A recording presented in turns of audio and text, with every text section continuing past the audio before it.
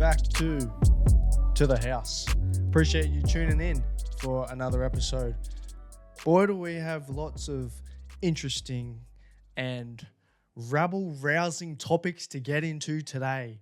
I am fired up about a particular topic after what I listened to, not watched, but what I listened to during the Sharks and Knights game. Maybe you're onto it as well, but don't worry, we'll get into it this episode. We will get into it this episode because it's shone a light on some particular things that are pretty prevalent this season, and it's also very much pissed me off. So we'll get into it and I'll give you my thoughts on that. But to start with, interesting one, but we're going to start with the Bulldogs. Now, I get it. The Bulldogs have not been a talking point for, the last 5 years, and for good reason. They used to suck. They just sucked. They just weren't playing good football. Last year, they picked it up a notch. This year, they've gone to that next level.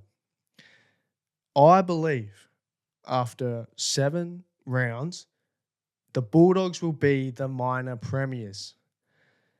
They are 6-0. Just saying that flat out gives Bulldogs fans the chills because it's something they haven't experienced in a long time. We're talking early 2000s. This is something, it's something completely different. The Bulldogs have a particular fan base that isn't it's not full of the most likable characters. Let's put it that way. And if you understand what I'm talking about, then you know what I'm talking about. But this particular run, this particular thing that has been marinating for the last couple of seasons and now is starting to come into fruition, it feels different. Not just the team, the community and the culture. It's more likable. It's more involved. It's getting backed by all sorts of people from all sorts of areas. It's not just what I was talking about before, but it feels different. It's not a Bulldogs versus the world type of situation we have this year. I'm even starting to root for them at times. And I think a lot of it has to come with the recruitment that they've had of particular players over the last few seasons, where it's not just an up and coming doggy who has come through the area and just bleeds that blue and white. And again, it's us versus the world. It's not that anymore. And it's different. So, in speaking of the excellent recruitment, and it's been great, let's run through some players and let's run through where they've been in the past, which will further explain what I'm trying to say here and why they've been so successful up until this point, and why I see continued success for the Bulldogs. Let's start with players and more from the Penrith Panthers. Probably the most prevalent, the most experienced, and the most premiership talent. Stephen Crichton, captain, and a great player, one of the best. Matt Burton, William Kikau, Jamin Salmon, and of course the coach, Cameron Serrato, has also come from Penrith. They've got championship experience. They've got high-level competition between each other at the Penrith Panthers, and they've just devoured all of that knowledge, experience, and they've just brought it over, and we'll run through more players and where they've been, but these particular players are Burton, Kikau, early comers to the Bulldogs, and they just set up this foundation. They set up a foundation, and they're the glue that have brought other players in and developed this team and into what they are now is what I'm trying to say. Like they're the foundation, and they're coming from the most dominant club with the most premiership experience. But you've also got Reid Marnie, who came over from Parramatta at a time where Parramatta were very good, so much so that they were actually in the grand final in 2022 against the Panthers. I'm not talking about the Parramatta of the last 1 to 2 years. I'm talking about when they were actually at the top of the premiership. Marnie's come from that. Kurt Mann from the Knights. Now, the Knights aren't a premiership club, but it's about the players that he played with. You're thinking origin caliber players. Kalen Ponga, Bradman Best, Connor Watson, Daniel Saifiti. He's got that experience from playing with those type of players, those type of leaders. With their experience, they've brought it back to the club, and Kurt Mann has felt the intensity and what it takes to actually be that type of player and play those type of games. You've also got Mac King, who had a blinder on the weekend. He's come from maybe the best club with the best system and the best structure from the Melbourne Storm. So he's got that experience under his belt from one of the greatest coaches of all time in Craig Bellamy. Fucking hell. Who instills the type of mentality and the type of player you need to be to play at the elite level. If you're not going to get there, you're not going to be at the Melbourne Storm playing first grade. Now, he's come over to the Bulldogs and he's brought that with him, and now you're starting to see the fruits of that labour. And you've also got Sitili Tupanua from the Roosters, playing with a multitude of elite players who have played at the highest level of the game and brought all of that to the Bulldogs. So you just combine all of those players, these foundational players, they're just setting themselves up for success. So the other aspect of this now, and this part of it is not so much so the success of now, but how this success is going to be sustained over the next 5 years, the next decade, is Phil Gould's passion right now is this junior development system. He's got his smart, experienced, thick fingers into this development system, and this is what he is focused on solely. At this club, as the general manager, he wants to develop this junior system into being something like Penrith. What he did at Penrith has essentially gotten the premiership, has essentially got the Panthers 4 premierships. He wants to do the exact same thing in the recruitment and development of these junior players at the Bulldogs. He wants to give them a place not only where they can come through the ranks and play first grade, but come through the ranks and play first grade at the Bulldogs, not seek other clubs to try and make it, or not seek other clubs so that they can give themselves a better opportunity at playing finals footy or for a grand final. He's trying to build something so that these players stick around, play first grade, and think, I want to be a part of this team. I want to be a part of this club and what they're doing right now. So you've got the combination of these foundational players with high-level experience, bringing that over to the club in combination with what Phil Gould's doing with this junior development system. It is a combination for success for the next decade. I'm telling you, this is the first year that you're going to see them at a high level play finals football, potentially make the grand final. And I'm telling you, as long as these players stick around at the club, and as long as Phil Gould sticks around at the club for another few years at least, this club is going to be up there with the Roosters and the Melbournes and the Panthers. They might not win it all and as consistently as those other type of clubs that I mentioned, but they will be up there. You know? Phil Gould is one of the best at what he does. He did it at Penrith. He's going to do it at the Bulldogs. With Cameron Serraldo and the defensive culture that he's instilled at this club, it's fucking unbelievable. Their defense is fucking unbelievable.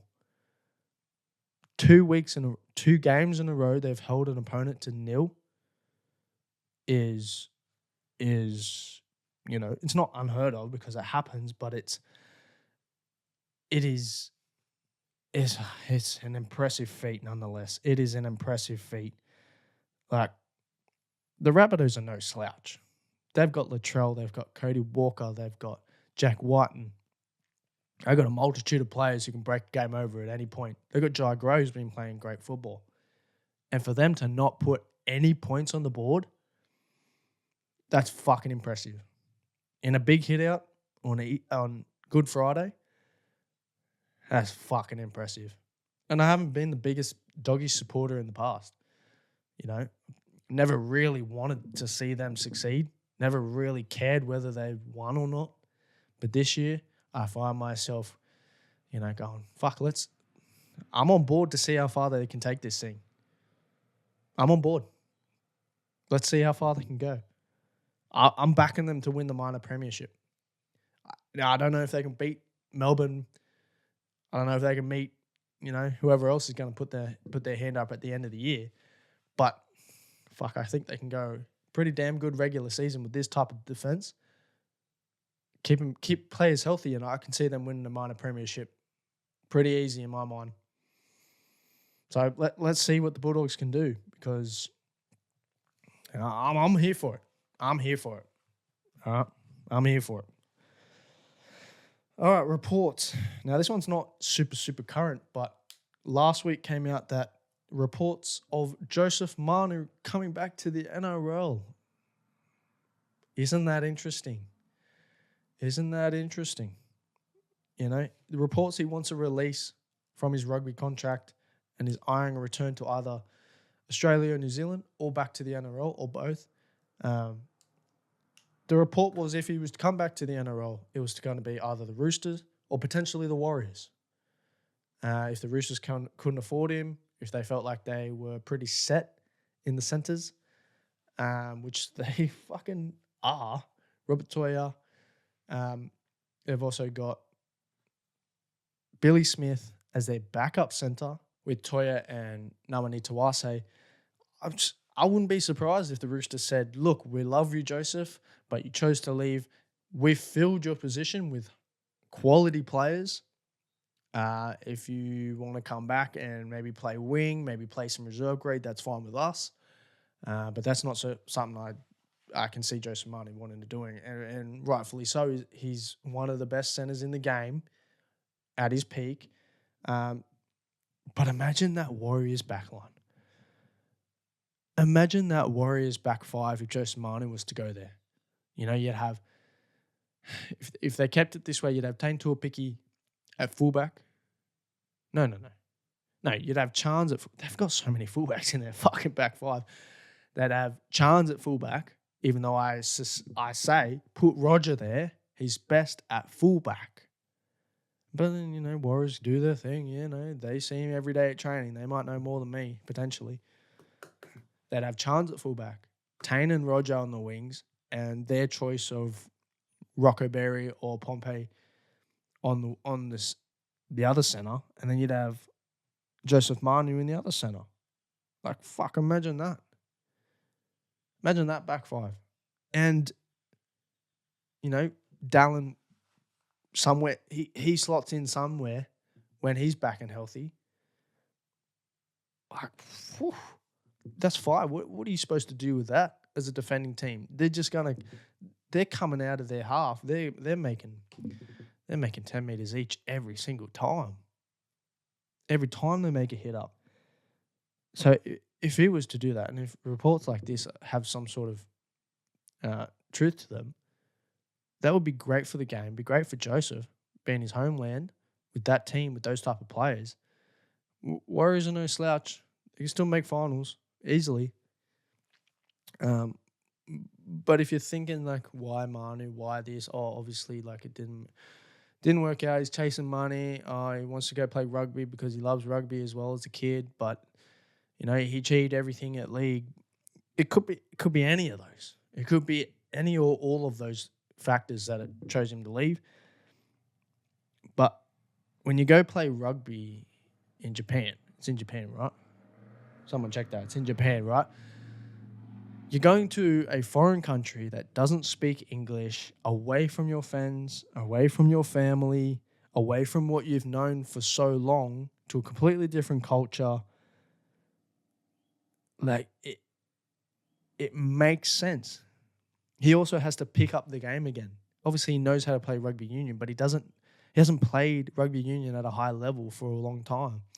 And you can learn the intricacies of the game, but if you're not playing it all the time, sometimes it slips out of your brain. So you have to learn the intricacies of the game again with players who don't speak English for the most part, in a country that is cool to travel to.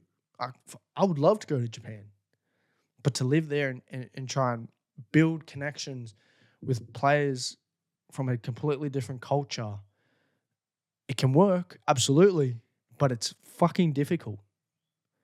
So you can understand why he might want to come back to the NRL. Or the other report is that he potentially wants to come and play Super Rugby in Australia or New Zealand if, NRL wasn't necessarily on the cards, because he's also had a lifelong dream of playing for the All Blacks. So that would also be fucking sick. A dual international and Joseph Manu playing for the All Blacks. Roger did it. So he's doing it for the Wallabies. It is possible. Absolutely, it's possible. He comes back to the Super Rugby, whether he plays in New Zealand or Australia, he could absolutely get picked on the All Blacks squad. Now, he might not be a front runner to start. It's a very, very tall task to start for the All Blacks. You've got to be fucking the elite of the elitists to play for the most elite rugby squad in the world, in history. But he could do it. He absolutely has the talent, the knowledge, the skills to do it. If he wants to check that off the bucket list, he could absolutely go for it and fucking do it. Either way, I would love to see him back in the NRL or back playing Super Rugby locally. Australia, New Zealand locally. But it just, like, Roger came back. I'm sure Suaalii will eventually come back. It's not all it's hyped up to be if you're chasing money or you're just chasing a different avenue after playing in the NRL for however long you've been playing. It's tough. But fuck, why not adventure out? Why not tick something off the list? Why not go for something that is scary to do for? Why not? But if he comes back to the NRL, I'll be fucking stoked because I love watching him play. It's very exciting to watch play. So if that happens, I'm here for it. Let's fucking do it again. I'm here for it. I'm here for everything, apparently. I'm here for everything. All right. Let's get into what has fucking set me off. Absolutely set me off. Screaming at the TV that has no ears. Luckily, it has no ears. The T. Wilton tackle on Tyson Gamble during the Sharks Knights game. And then the incumbent officiating really, really sent me into a bit of a fucking tizzy. Not a lot of things get a big reaction out of me. May seem like it, but it doesn't. It doesn't. I don't react to a lot. I don't go up and down like this. I'm pretty steady in terms of my emotions, in terms of my reactions. This thing, I did not like this thing. After the tackle, Gamble stayed down, had a bit of a bloody nose. You thought, okay, what's going on here? Ref stops it. Let's have a look. Ends up being a penalty after it wasn't. Ends up being a penalty for high contact. But the high contact wasn't with an arm or a shoulder. It was a head clash. So you think, hold on, why is it a penalty? It was a head clash. But then this is what Ashley Klein says to Nico and to Teague. Or not Nico. I don't know if it was Nico or McInnes up there as captain. Wilton has a duty of care to avoid any contact with the head, including a head clash. He has to bend in the tackle. Since when have you ever fucking heard a referee say that to a player? When he rushes out of the line, he has a duty of care to avoid any contact with the head, including a head clash, has to bend in the tackle. That's what was said to Teague Wilton about what happened. Since when did the officiating crew have the right to criticize how someone makes a legal tackle? They should only be allowed to intervene on the outcome of illegal play. Let me say that again so you can understand what I mean. Since when can the officiating crew criticize how a player makes a legal tackle? They should only be allowed to intervene on the outcomes of illegal play. Now, there are rules and regulations set in place to avoid accidents and to avoid foul play, and careless shit and dangerous shit. And it's worked for the most part for many, many, many years. It's like they are trying to eradicate every single incident and every single accident that happens on the field. And they're putting way too much on the players this year. The officiating has gotten out of hand. I've said in a previous episode, I've never been this rah-rah guy that's the game's fucking soft. Fucking bunch of soft cocks. They're fucking up this game. I'm all for player safety. Make the game safer so players play longer, healthier, have a fucking nice life post-career. I'm all for that. Do that. But this has gone too far. This is fucking ridiculous.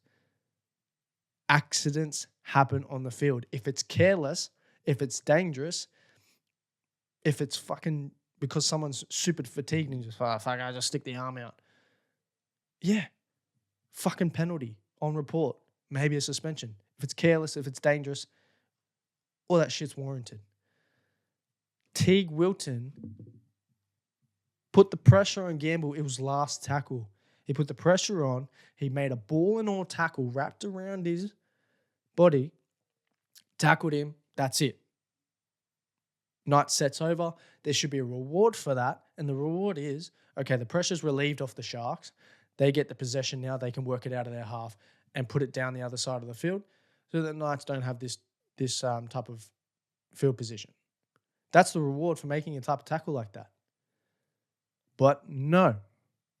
Gamble stays down. There's blood on his nose. Let's check it. All of a sudden, there's a fucking penalty for a head clash. If he was going charging balls to the fucking wall, head down, targeting Gamble's head, fine. Sit down. You're gone for 4 weeks, brother. But that was not the fucking case. He just made an excellent tackle, nothing high, and there was a head clash. All of a sudden, he has a fucking duty of care to bend in the tackle to avoid any contact, including a head clash. No one runs up, going to make a tackle and thinks, oh, fuck, I'm just going to fucking headbutt this cunt. I'm going to beat that out. I don't like that word. The other thing, he said because he rushed out of the line, he has that type of duty of care. It wouldn't matter whether he ran out of the line at 60 k's an hour or fucking dilly-dallied and walked up to Gamble to make that tackle. It was a fair play. It was a head clash. It was accidental. There was nothing illegal in it. How does he have a duty of care to bend in the tackle? Ideally, yes. That's how you're taught to tackle. Bend and put the shoulder in. But there was no high contact from arms or shoulders to the neck above. It was a head clash. It was accidental. Accidents happen on the field, but it's like these refs can think they can completely eradicate accidents out of the game. I don't understand where they're going with this. I don't get it. And you can make the argument, it's not the refs, it's the bunker. But these refs are in the bunker when they're not reffing a game. So it is them.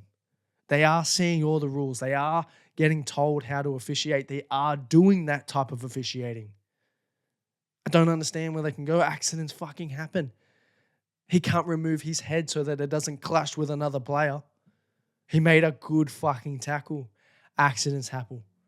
I've broken my leg on the field. It was an accident. It was not because of foul play. I've been concussed on the field. It was an accident. It was not because of foul play. I've dislocated fingers. I've severed the tendon in my finger. It was not because of foul play. It was just a fucking accident. That is what you sign up as a player. That's what you sign up to see as a viewer. Accidents happen. If it's careless, dangerous, do that shit. That's fine. If it's intentional, do that repercussion shit. That's fine.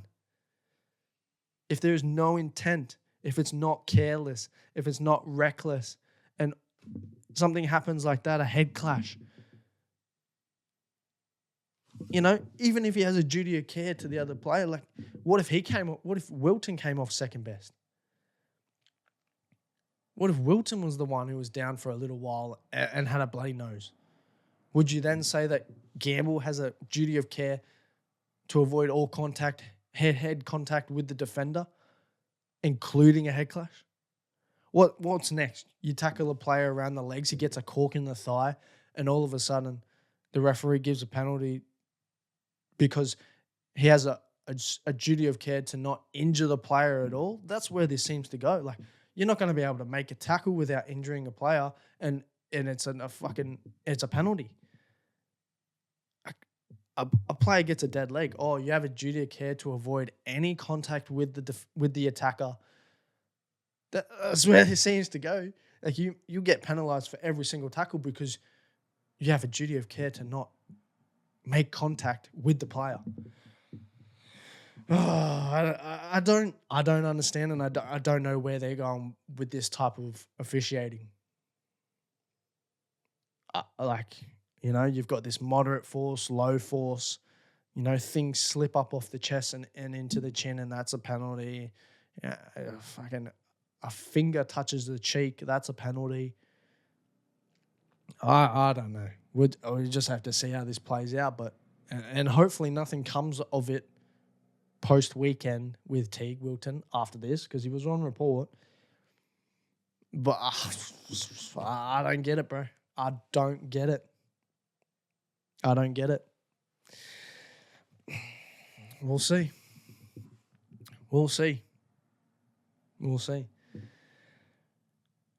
On to something a little bit more positive. Try of the Year candidate, and possibly the winner of Try of the Year. The Robert Toya try from the scrum. Roosters, Panthers. Roosters are down. They need to make a play. They need to get some points on the board before this gets out of hand. Scrum was about 20 metres out from their own try line, or from Panthers' try line. All of a sudden, confusion occurs on the Panthers side because Sandon Smith dumps the ball. He doesn't feed it through. He just dumps it and runs to their attacking line out left. Isaiah Yeo breaks from the scrum. He doesn't know what's going on. He has to go back into the defensive line. Jack Jenkins then comes in from the wing on the opposite side, on the short side, to fill Isaiah Yeo's hole. All of a sudden, there's a defender less on the short side. Roosters feed the scrum, bring it back short side, give it out to first receiver. Half the players from the scrum from Panthers rush out to the short side. Half the players stay in the scrum, thinking that it's going to be stopped, and they'll just go straight back to the defensive line for the second tackle. No. Inside ball to Robert Toya. Free line to the try line. It was beautiful. A well-executed set play that, like the commentator said, you could probably only use that once a year. But they did it at the right time against the right opponent to try and get themselves back in the game, and it fucking paid off. I mean, they didn't win the game, but they got points on the board. They gave themselves a little bit of hope, and they executed it brilliantly. So for me, Try of the Year candidate, and from what we've seen so far, Try of the Year. I'd give it a try. It was beautiful. It was one of those set plays that they've practiced, and they know once they've got it down, they're like, whoa, this could work. And all it needed was those 3 or 4 plays that just stayed in the scrum and didn't break out for that to be that hole. And boom, was he through. Oh, it was lovely to watch. Lovely piece of rugby league. Love to see it. I think that's it. I've got another note here. Other Raiders top 4 contenders. From what we've seen so far, yes. Yes. I didn't think they were at the start of the season, but they keep winning. They keep frustrating opponents. They keep putting points on the board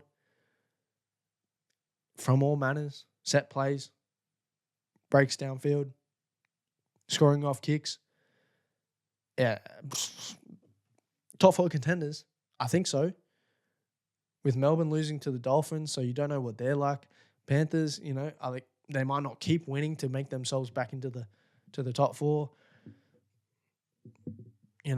There's an open spot. Cronulla are slightly up and down. You never know how they're going to finish out the season. Basically, you can count the Bulldogs being there, and then those other 3 spots in the top 4, they're up for grabs. Now, you think you'd back Melbourne to take one of them. You can make an argument for the Sharks. You can make an argument for Manly if Tom Trbojevic were to come back pretty soon. But right now, those other 3 spots in the top 4, they're up for grabs. And Raiders could pinch one of those and set themselves up for a really good, finals campaign. So if they keep this up, they could absolutely do it. Absolutely do it. All right, that's going to wrap it up. A bit of fiery Riley going on, but if you agree with me, then hopefully someone's got some fucking answers, because I don't know where they're going to take this type of officiating, for the rest of the season, and then into finals, into origins, into internationals. Are they going to referee the same type of way? It's going to be very interesting, and it's going to get a lot of people up out of their chairs, up in arms, not knowing what the fuck to do with the game that they love for so long, so much. So we'll see. But appreciate you tuning in, giving me your time. It's always appreciated. But until next week, enjoy. See ya.